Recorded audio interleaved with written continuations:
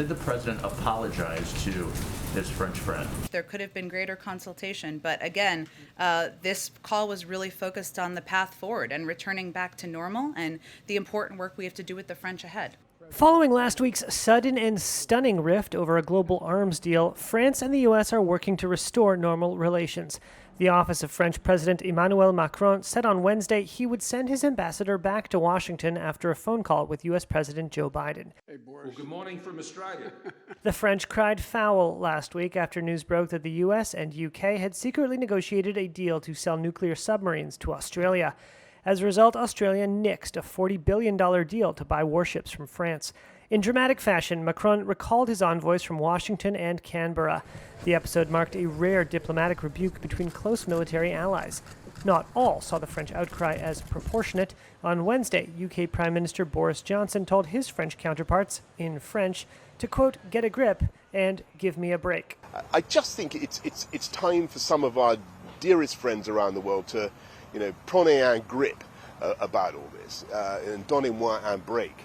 Because this is fundamentally a great step forward for global security. Is calling on the French to get a grip helpful at this point?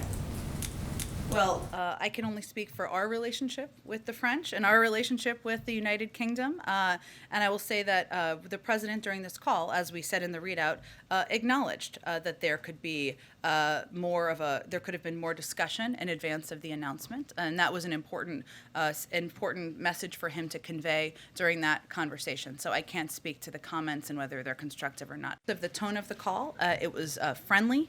It was one where we're hopeful, and the president is hopeful. This is a step in returning to normal in a long, important, abiding relationship that the United States has with France. It was about 30 minutes long. As we noted in the readout, and as you said, it was extensive, but during the conversation, the president reaffirmed the strategic importance of French and European engagement, I should say, in the Indo-Pacific region, something that we look forward to continuing to work with them on.